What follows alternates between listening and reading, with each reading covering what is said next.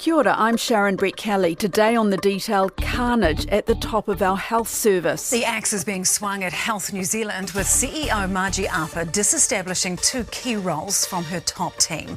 It comes as the agency revealed this week it was heading for a deficit of nearly $1.8 billion. Sadly, the current Health New Zealand board is facing major challenges stemming from the previous government's botched merger of the 20 DHBs.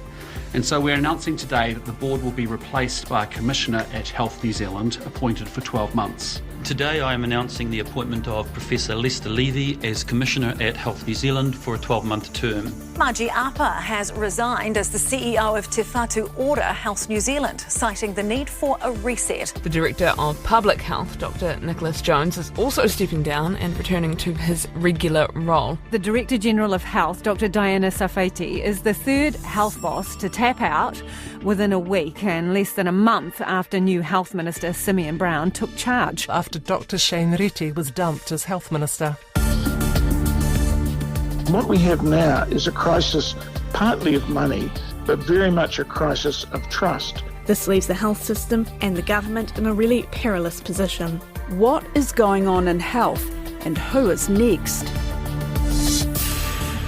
So I am talking to Mark Dulder, senior political reporter from Newsroom, who has done a lot of political reporting on the big things going on in health. Mark, what are you hearing around the traps, around Parliament, about these very high-profile resignations of health bosses? Yeah, I mean, the opposition line is that, A, these resignations are not necessarily people just deciding it's time to move on, you know, they've hit that point in their career, but that these are people being kind of pushed out by the government. The government is trying to foist the blame for failures in the health system onto these public servants. And as Pini Henare, the acting health spokesperson for Labour, said after the resignation of the Director General of Health last week, it's, quote, as if Christopher Luxon is getting rid of everyone who disagrees with him, but is fast running out of other people to blame for his government's failures. So there's a sense, that the political optics of this is we need new leadership in the health system to deliver better. The people that were picked under Labour weren't getting it done, but maybe a question as to whether that really is the problem. So is it that these people were pushed rather than left of their own accord because they felt they couldn't deal with this government?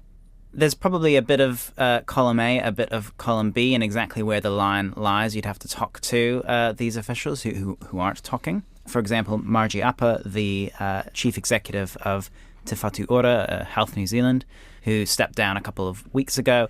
Apa has been chief executive for 3 years, but has decided to step down before her term ends in June, saying a different leadership approach is required. She'd been kind of in the firing line for the better part of 6 months. After revelations, Health NZ was overspending at a rate of $130 million a month. She was the boss at Health New Zealand as it began to run into deficit when a commissioner was appointed, Lester Levy, to come in and replace the board. He was a bit cagey about whether he had confidence in her. Over time, he seemed to kind of have warmed to her and said, that she's got with the program of what they were now trying to do, but that there was a sense that, this was someone picked under Labour to do a very different job than the job that the current government wants Health New Zealand to be doing. I mean, it makes you wonder who's next. Will it be Lester Levy? Yeah, well, that's the question, right? I did a story last week about the new health minister, Simeon Brown, being very non-committal when asked whether he had confidence in the commissioner.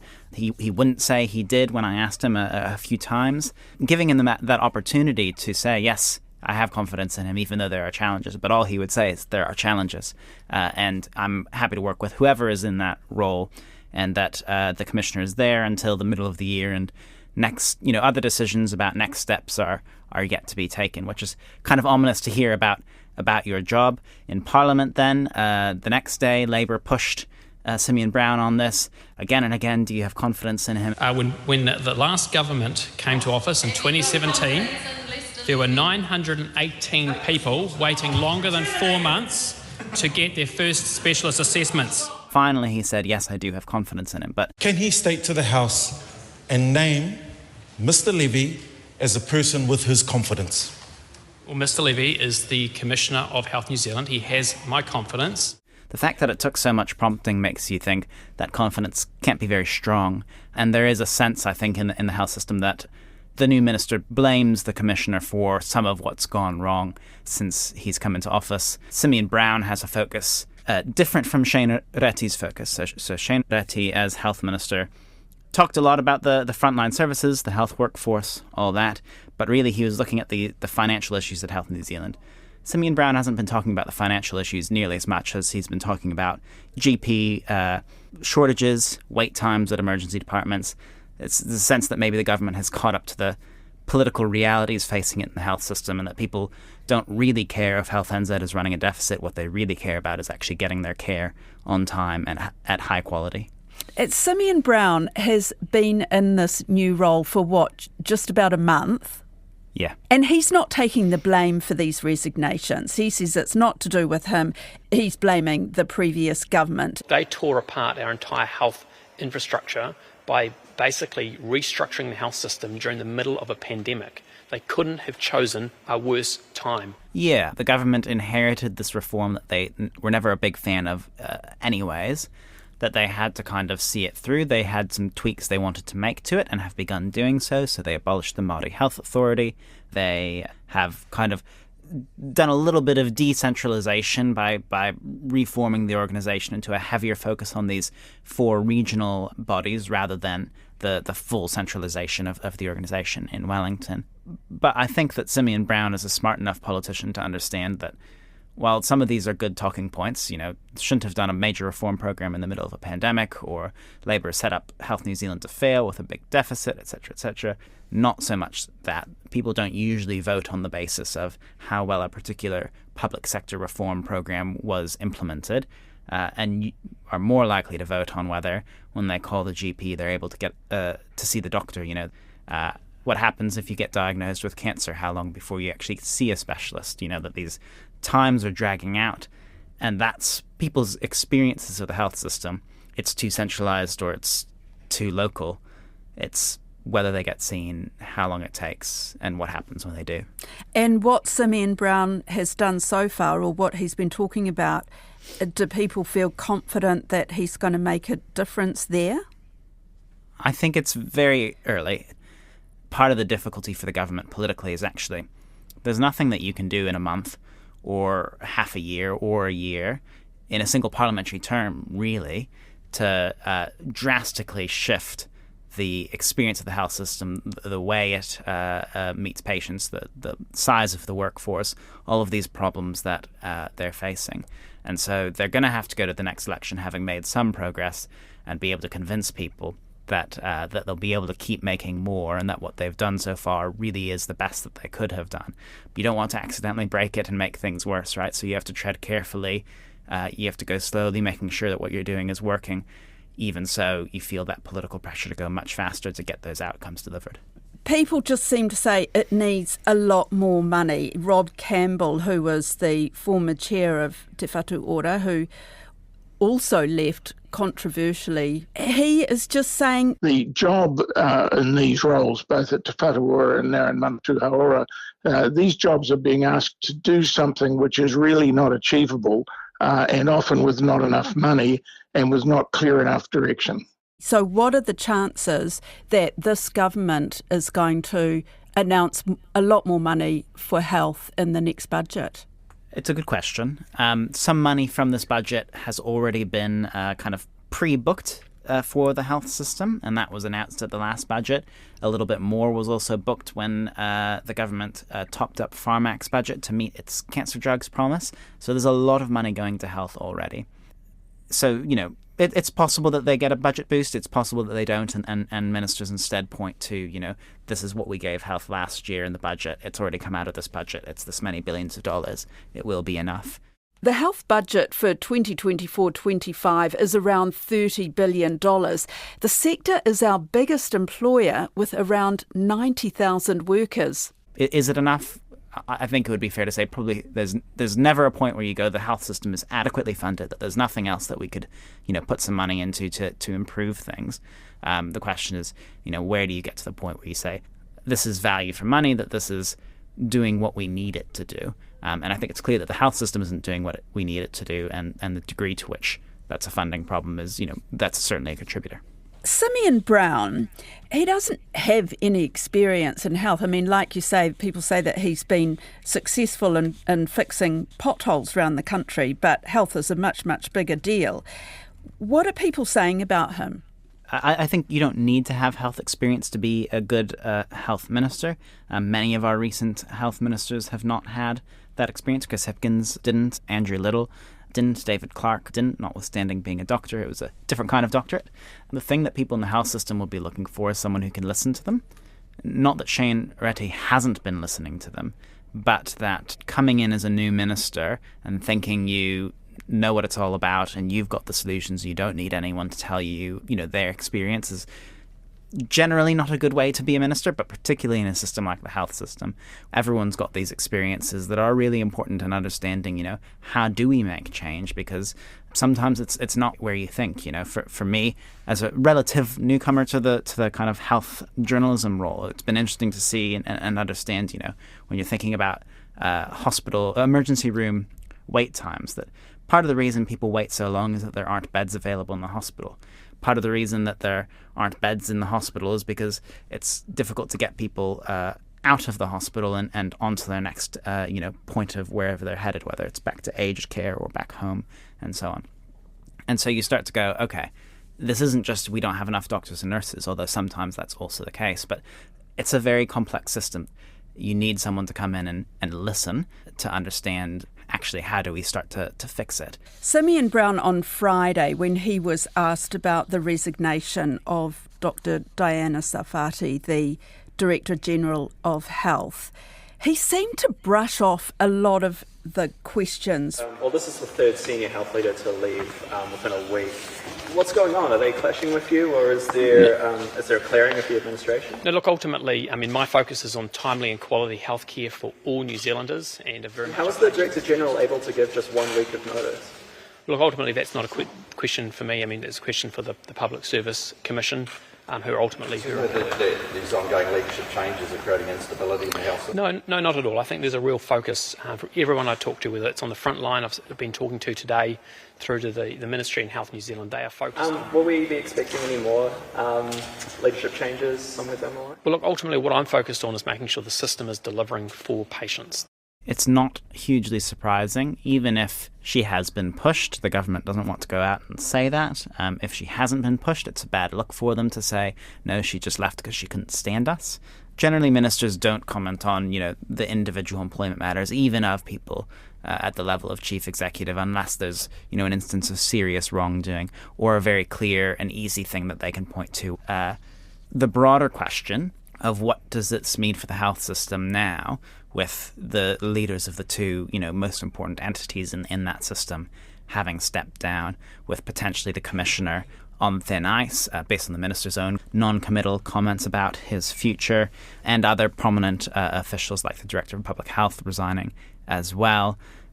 That's something that Simeon should be fronting up about, and his role is to instill confidence and reassurance and say, don't worry, we've still got a plan here, we can still have this carried out. It was interesting on Saturday, Mark, there was a hikoi in Whakatane over the closure of the obstetrics and gynaecology services at Whakatane Hospital, and a big turnout for a small place. That is cruel, it is dangerous, it is unsafe, it is not fair, and I want to congratulate the midwives. So let's give the midwives a big... One of the councillors, Nandor Tankshos, was saying this is just the tip of the iceberg. What we're discovering is it's not just obstetrics, and I should add, and gynaecology. There's actually a number of departments in the hospital which have been on the brink of breaking down over the last year or so. And they're going to keep the momentum going. We're now thinking about next steps, keen to unite with other regions who are affected by this issue. So we could be seeing a big build-up in public discontent over the state of the health system.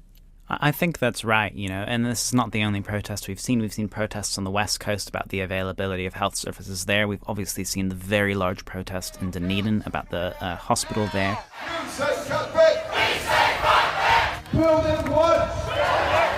These are patients who are coming out and saying, this isn't working for us. We're not being served well by this system, and the government needs to do something about it because this is a central government issue. They can't point at councils like you could on transport or whatever else.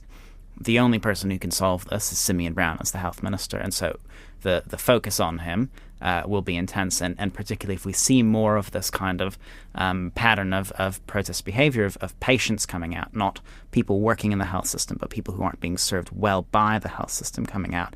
That's a sign of strong feeling within the electorate that you'd imagine the government would be listening quite closely to.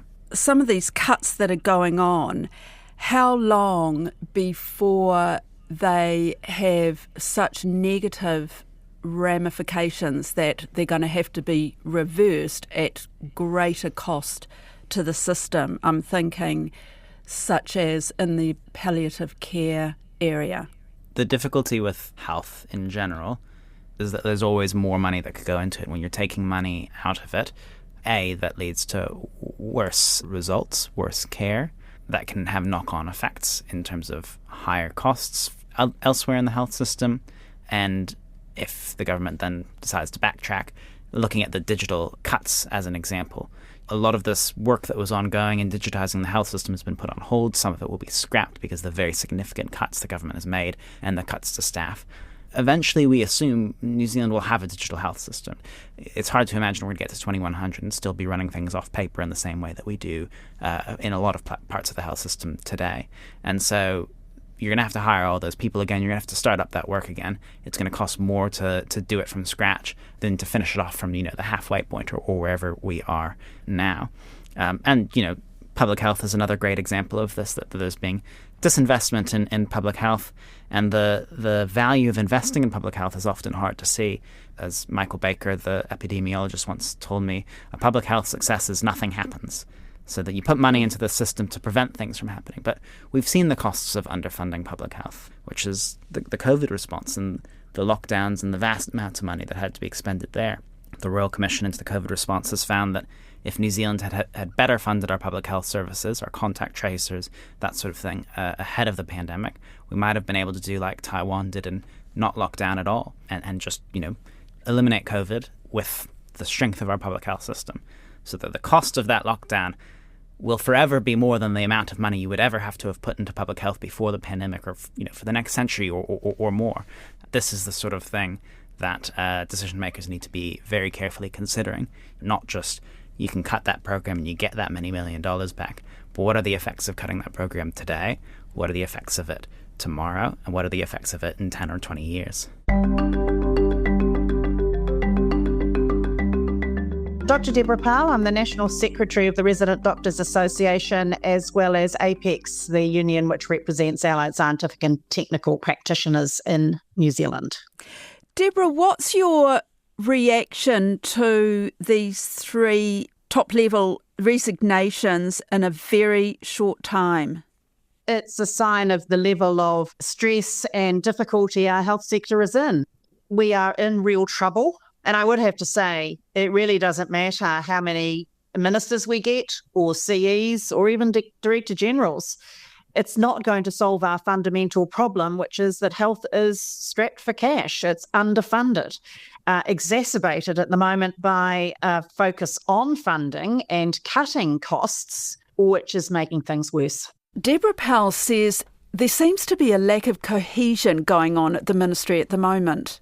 I don't know that it's the leaders or the constraints upon them. If you are constantly chasing your tail with respect to saving money, then it's really hard to turn your attention to the things that we can and should be doing to improve efficiency and deliver to patients. So I'll give you an example. Laboratory services.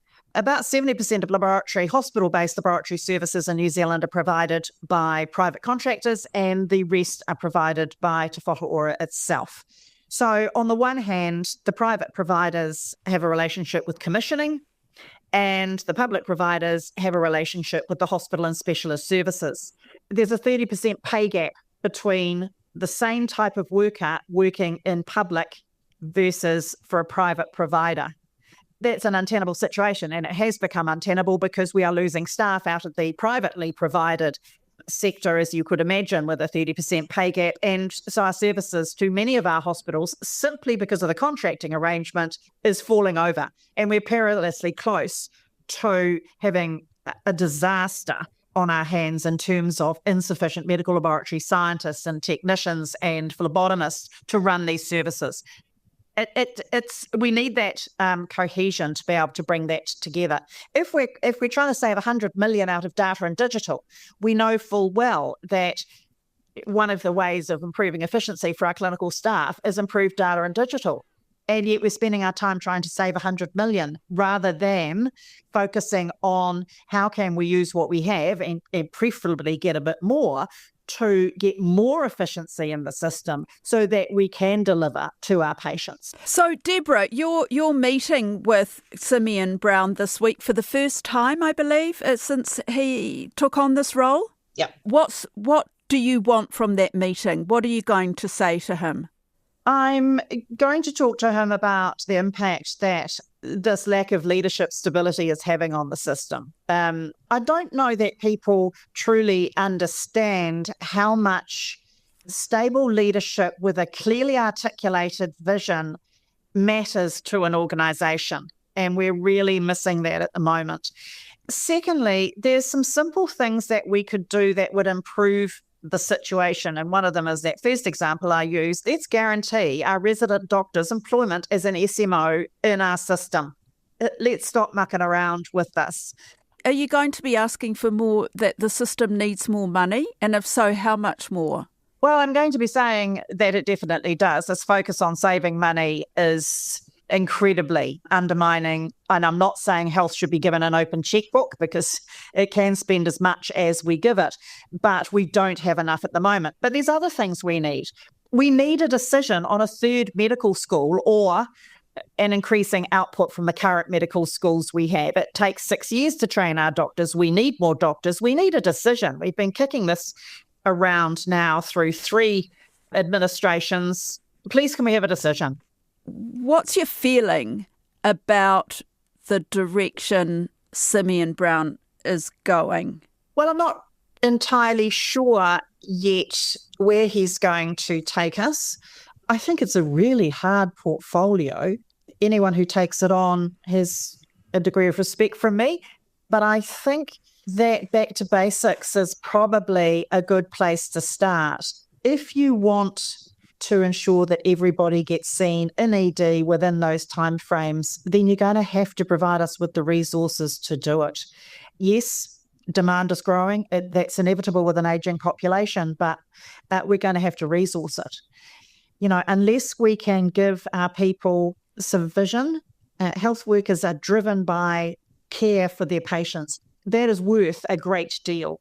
But when people are now coming to work scared of being assaulted, burnt out, and starting to wonder if there is a future in this line of work, we can't afford to have that going on. So we need to make some clear decisions that support the workforce and stop demanding we do more and more if you don't give us the resources to be able to do it. That's it for today. The Detail is a newsroom production supported by RNZ and NZ On Air. This episode was engineered by Jeremy Ansell and produced by Alexia Russell. Thanks to Mark Dulder and Dr. Deborah Powell. I'm Sharon Brett Kelly. Mā te wā.